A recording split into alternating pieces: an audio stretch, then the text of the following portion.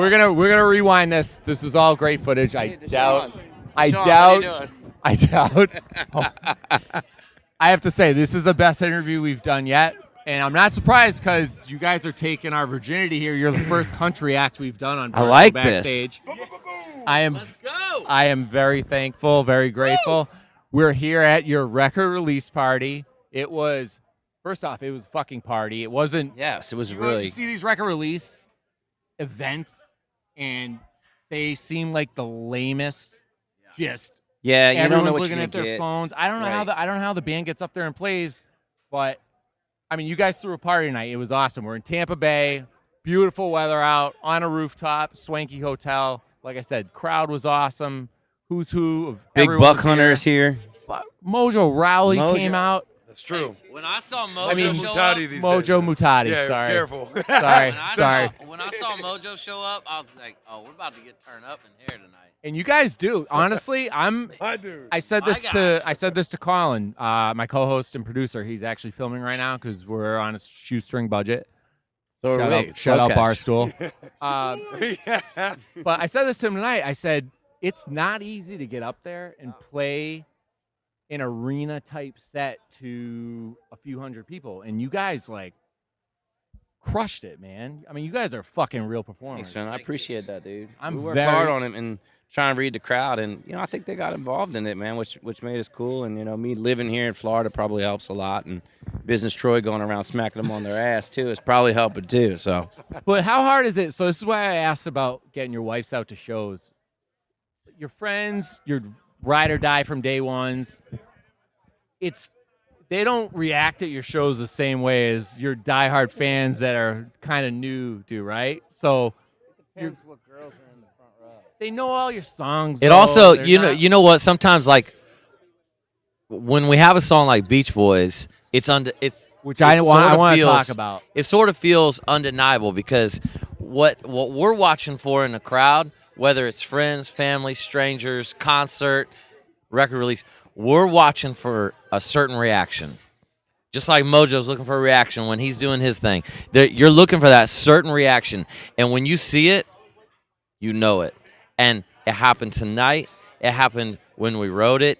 And I'm praying to God that this song is, going to take off and be a life changer for us. But, it feels I have no doubt. It feels like it so far. I said to Chris when we came over here, and I said I want to repeat this conversation because I want this on video. You guys introduced that song. I heard you reference the Beach Boys, and you sat down and wrote the song with them. That obviously my ears immediately perked up. But I originally thought you sat down with Brian Wilson, but it was actually. So when we wrote the song, it was just four of us. Mike wasn't there yet. We wrote the song. And how did this come about? Like, do you guys So even every cross time we write a streams song, I like to bring in the beach, the water.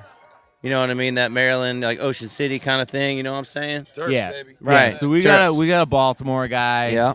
And We he's a got Terrapin. Indy. Indiana, cornfield. Another Midwest guy. The Wire, baby. Beats that. No, so I like to write about like anything. Water, sea turtles, anything has to do with the beach. Preston gets on me about it because he's like, ever since you moved to Florida, all you want to do is right. It's about a beach, and I'm like, beach, we got to stop. All right, come And on. I'm like, no. Beach, quit. So he gets this idea. He's like, all right, why don't we do a beach song, but let's have a country Landlocked song. state guy. Yeah, that's all it is, dude. It ain't about corn. And so we write this, and he wants these Beach Boy harmonies. He's like, I got this idea. Nobody's done everything with the Beach Boys harmonies. And it's a brilliant idea. So we love the Beach Boys. We studied but them. How do you get that cleared? Like, Oh, we had to go get it cleared. It I'm took, gonna say, right? not just anybody can be like, I want So- to sample one of the most famous bands of all time. So I told the writers that day, I said, look, we want a country song with like Beach Boys harmonies in it, right? And so we set out on a mission to write a country song that had Beach Boys like woo kind of stuff in it, right? We just wanted to have fun. See what we came up with. So we knew immediately that we wanted to have that influence heavily in the song.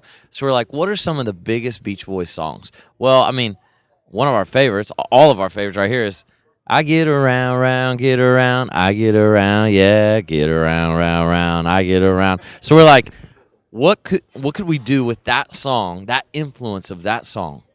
And this guy, he's brilliant. His name's Jared Mullins. Jared, love you, buddy. Jared Mullins said, I got it, guys. We're going to take the country to the beach, boys. And we're like, whoa. And then he goes, I get around, round, get around, we'll drink them down. And we all just looked at each other and went, Yeah, dude, oh, that's a hit. okay, here we go. So we turn the song in. We write the song. We turn the song in, and we're like, just like you, we're never going to get this cleared. It's never going to happen. And so the record label, I still have the email. They write, this is a hit song. It will never be cleared. And I'm just like, well, okay. I said, I still have the email. I said, send it to the Beach Boys. And let's just see. All they can say is no. So they send it to the publishers, the Beach Boys. They send it to the Beach Boys. And we wait like 3 months. I mean, no news is not good news in our industry, right? It's not going to happen. So How the next disappointing thing. is that, by the way, when you know you have a smash on your Yeah. hands, but Well, we kind of kept a positive outlook on it. We are like, they're going to call tomorrow. They're going to call tomorrow. And they didn't call, and then they didn't call. And then one night, it was like 7 o'clock at night, and we got this random phone call, and they said, hey, we just want you to know that Beach Boys heard your song. They love it. They're clearing it on these terms. And so we are like, I mean, we're like 15-year-old boys. All of a sudden, we're like, yeah, we're like, whatever you want, we're going to do it. And so we made them writers on the song with us. I mean, duh. We just wrote a song with the Beach Boys all of a sudden. And then they were like, they want to be able to play the song before they go on stage on their tour. okay. So that was super cool. Okay, I guess. And That's so amazing. we took our bus down to Tuscaloosa, Alabama. Mike Love, who is freaking a rock star. He is the coolest dude on planet Earth. Kevin Love's dad, No, uncle. Uncle. And but that's true. Did you know that? He is his uncle. That's right. And something every time. so we took our bus to Tuscaloosa, Alabama.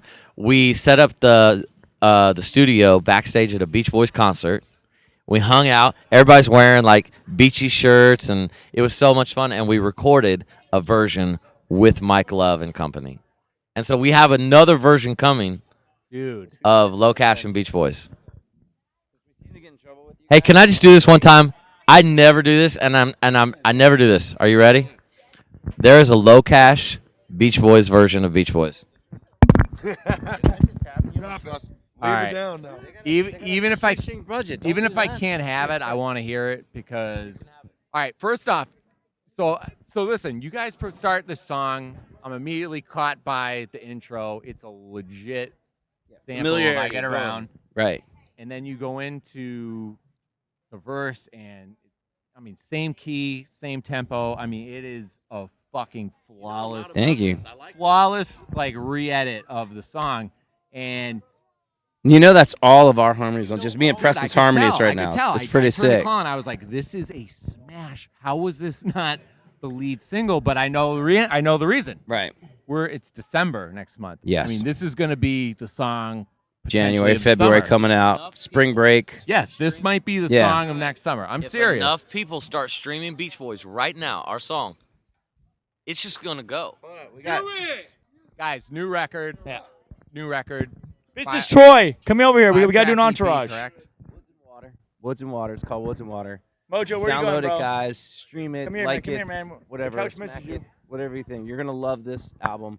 It's a vacation. It's fun. You're gonna dig it, and you can dance to it, jam to it, you can sleep to it, whatever the hell you want to do to it. It's Woods and Water. It's about the outdoors. It's about freedom.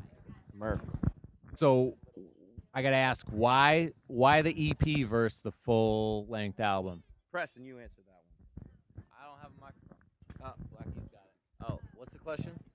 Why an EP versus an LP? Well, For this that's piece work. that's kind of the way the music industry is moving right now. To kind of explain it kind of short, like people aren't consuming albums as much.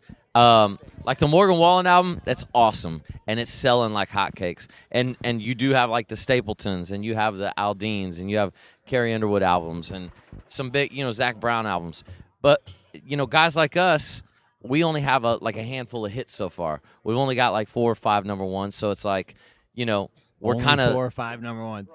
compared to artists who have like 25 number ones, and so we're just kind of putting together projects. Like Chris said, the world is sort of ADD right now. They just want a single. They just want the hottest song on the album instead of consuming the whole album. And so we're just kind of recording a handful of songs at a time. Woods and Water will have part 2.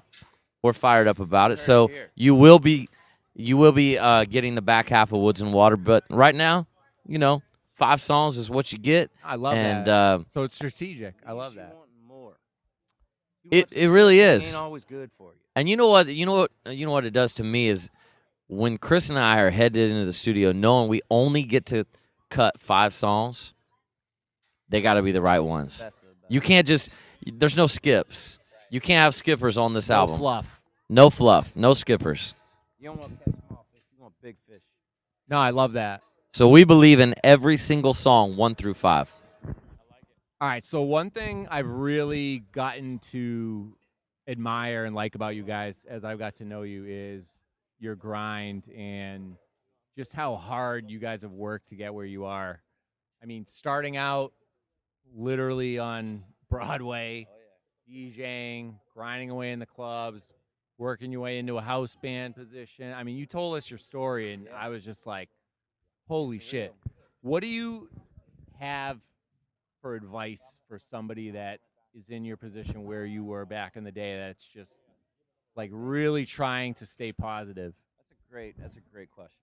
I mean, yeah, we hit rock bottom, man. We were rock bottom, living in cars and stuff, but like we told you and stuff. But for the new guys coming up, new girls coming up, man, you got to stay strong. You got to believe in yourself more than anything. And there's a lot of different avenues now you can get to be where you want. You know what I mean? And Preston and I, we never stopped dreaming or anything like that. I'll hit you up. Everybody say bye to Black Tiff. He's leaving. So I'm telling you, man, you just, I know the cliche is you never give up, but it is true, man. You got to believe in yourself. You're gonna get hit. You're gonna get knocked down. You got to get back up. Man, who cares sometimes what people think? You don't, because the world, with all the Instagram and everything like that, people kind of bully you and stuff, man. We just chill now. When we first started, and then, first hit, people just slamming us. As soon as they start slamming you, you're becoming successful. Immediately. You're like, I'm making noise. Keep going with it. What else advice you got? First of all, is this called Barstool Backstage? Correct. That is freaking genius. Thank you. I mean, I'm sitting over here thinking. You're learning real stuff right now. That's the point of this is to get but to honestly, know first of all, artists, Barstool's who they really badass. But Barstool Backstage, you're going to see some stuff. You're going to hear some stories.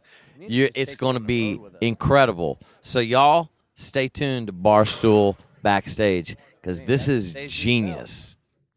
Preston, guys that are, grinding away, trying to stay positive, just really hitting obstacle after obstacle. What advice do you have for them? What would you tell yourself 10 years ago? First of all, you must be present to win. You must be present to win. You must keep showing up. You must be in the room because I tell songwriters all the time.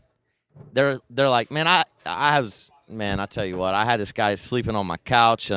He had no place to live. He was a badass songwriter, and I knew it was going to happen for him someday. And he kept sleeping on my couch, and he was like, what does it feel like to have a number one song he wrote? And I said, first of all, you're going to have a number one song. You're going to have multiple number one songs. You're also going to have them soon. Don't change anything about what you're doing, but you must keep going to the room and showing up and being present. Just last year, he sold his first catalog. I know that might not mean a lot to some people. He sold his first catalog, $5.4 million. This dude had not a dime to his name. Who are we talking about, Jared? no? I'm not even gonna say who it is You because should say who people it is, 'cause I think they should do. Who people he might is, 'cause start hitting him up for money and stuff. No, he's a great songwriter. I'm telling you, this is a real life story. This stuff happens for people, but you must be present. You have to keep honing your skills. Jeffrey Steele said it best. I'm going to leave it right here. Jeffrey Steele is the best songwriter I've ever known in my life. He taught us so much, and he said,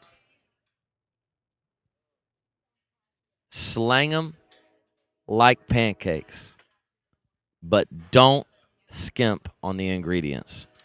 For songwriters out there, that is all you need. You know what? I'm going to go get that tattooed on my arm. That is one of the best quotes I've ever heard. And I think that's a great place to end it. Preston, thank you so much, bro. Preston, get over here. Thank you.